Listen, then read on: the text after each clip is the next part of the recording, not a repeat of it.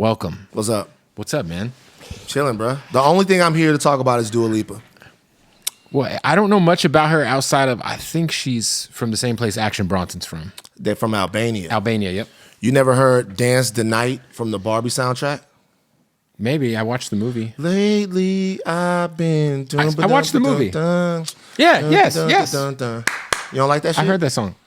I don't know if I've really like applied myself to when it was on to like really know. It's just background noise. You feel you too masculine for that. No, it's not even that. You're the type of guy that's like, you feel like there's not a part of you, and now post Cat Williams, nobody will be able to do it. But you feel like you can't let go and tap into a different side of yourself, or that means something about you. I have plenty musical sides of myself. Like, tell me, like, what's? I have a Garth Brooks shirt on right now. Yeah, that's not what I'm talking about though. That's just the racist side of you. Actually, he's not a racist. I shouldn't say that about Garth Brooks. Garth Brooks is actually cool as shit. And he's like fucking, I think he's like a pretty progressive dude. That's what I'm saying. Like Garth Brooks is one of the genre. He's one of the good ones. Callin' Baton Rouge. I like that song. I also liked when he flipped it up and went with Chris Gaines for a little while. He was emo. He was emo. Yeah. Like, I didn't get that. I mean, at the time I was like a little kid, so I was just like, I don't know what's going on here, you know? So you didn't like that. So are you one of the white boys that you go extra hardcore to make up for the fact that some people might like not want to let you in? You know what I'm saying? Like, nah, I'm just me, man. Just you? Yeah. Who's your favorite rapper? Ever? Yeah. So I have two answers to that question. My favorite MC of all time is Nas. Okay. My favorite rapper is Nas. My favorite artist in terms of just like discography, Kendrick's creeping up in there, but it's Kanye. Yeah, me too. Yeah. So it's like Nas. And then like, I just have a real serious place in my heart for Outkast too. So I would say those would be like the three, but Nas is like my favorite rapper. Nas is, to me, the most, you know how people say the greatest rapper of all time? Nas is the most anointed rapper of all time. I mean, I see the perspective of people thinking that like sometimes he's just like, he just gets it because he's Nas. Mm-hmm. But in my opinion, like between Illmatic, it was written, I Am. I loved I Am. A lot of people didn't like it. I just don't know, like, who's writing records like fucking Rewind? You know what I'm saying? See, that's my thing. It's like there are certain people in all of this. And when we have conversations about who the greatest rappers are, who the greatest MCs are. Because your favorite album of all time is 400 Degrees, right? Yeah. But when we're having conversations about that, I think we have them too broadly. For sure. I always say just my favorite. Right.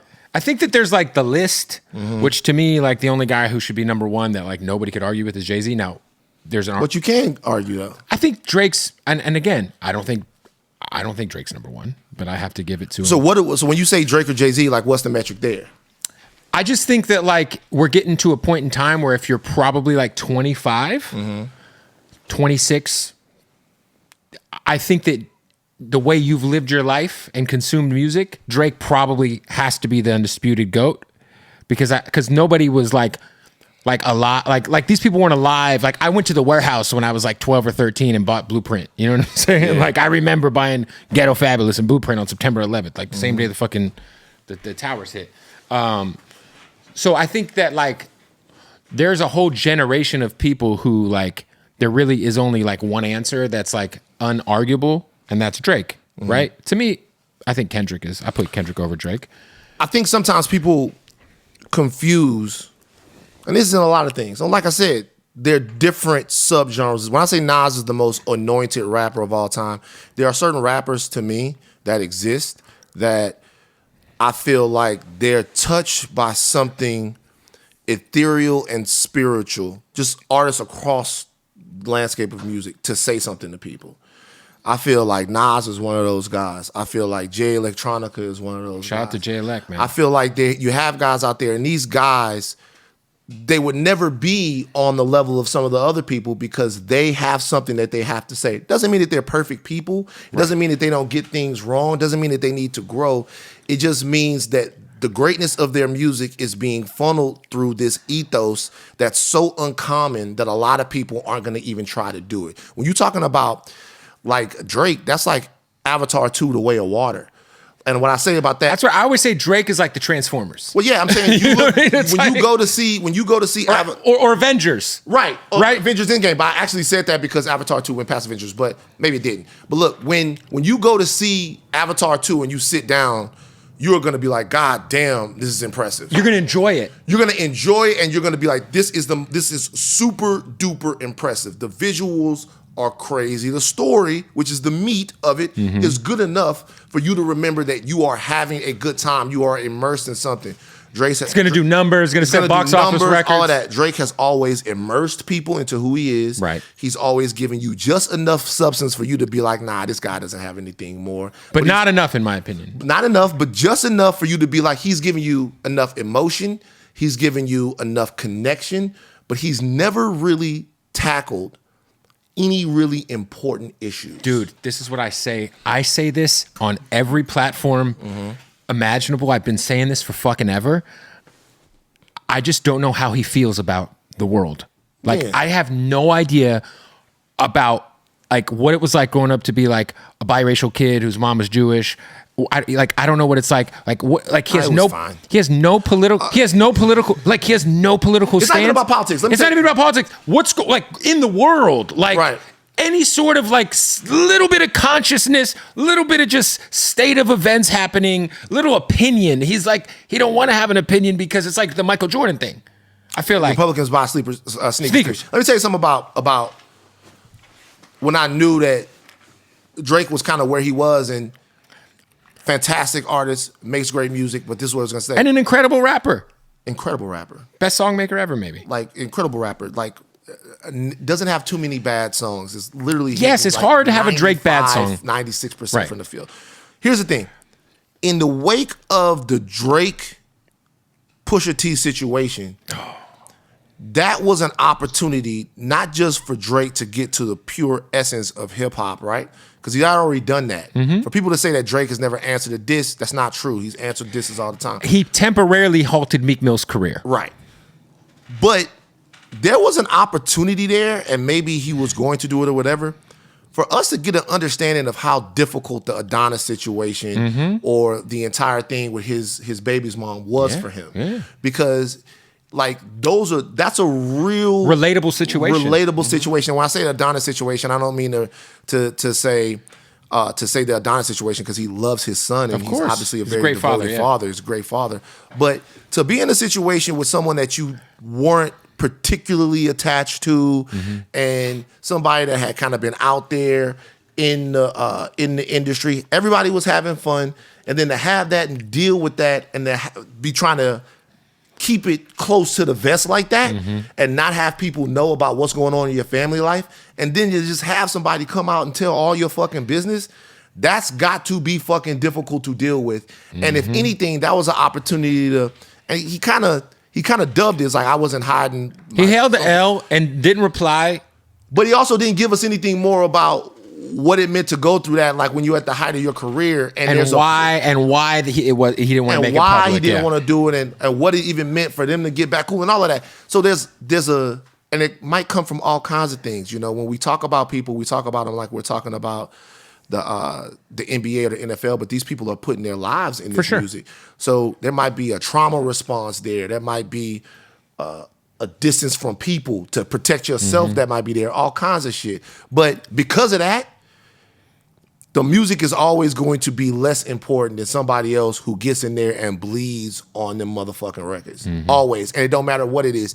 We could be talking about the difference between the Beatles and Van Halen. You know, we could be talking about the difference between fucking Marvin Gaye and Luther Vandross. It's almost like you said, it's like if Drake is like, we all love Avengers, right?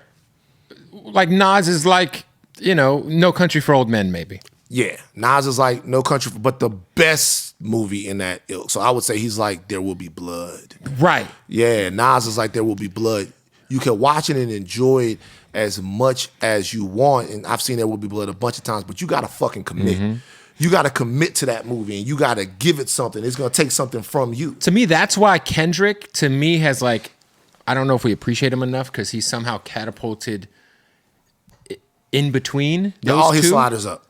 right? All his All of them sliders are up. up. All Like his he has sliders hit up. records. He can rap. He's one of the best rappers. Yeah, like the music is important. I don't know if meaningful. anybody's a better rapper. All To be his fair, sliders like up. I don't know if anyone is a better rapper than Kendrick. I mean, there maybe like I mean, there's guys like Royce and like there's guys who are amazing MCs out there, but like Kendrick Royce is is an alien. Royce is not like a an amazing MC. Kendrick's like a god level MC. There's a level of guys. Royce rap better than Kendrick. I think Kendrick can do things Royce can't do though. I think In Royce terms raps of better than like Kendrick. wordplay, voice change, I think certain things if you are going to talk about lyrical just da da da da da da. I think Lupe is probably better than everybody. Lupe is now we gonna get Just into go press play on Lupe murals. Royce thing. And No, I think love Lupe. everybody. I think if it's MC, purpose. I think bar for bar, Lupe might be the greatest. Another white man sit here to separate us. You did that on purpose. No. Lupe and Royce had. Well, I liked when they had their. I liked when they had their together. Right, and that's why IG you just Live. do that. I caught that. No, I didn't do that on caught purpose. that. I used to work at the place that invented that. I didn't do that on purpose. I caught that. So are you telling me that Lupe, if we're just talking about at rapping, One of the most talented. He's amazing. It's like it's dumb. quite possibly the biggest what if ever. So let me tell you something about Lupe. When people think that rap like isn't art, I had this conversation with my daddy. Rest in peace to my dad, man. My dad was like, "Yeah, man, I like the little songs that y'all be having, and this is what I love about older black people. They have a way of bringing you in, but then reminding you that what you're talking about really ain't shit."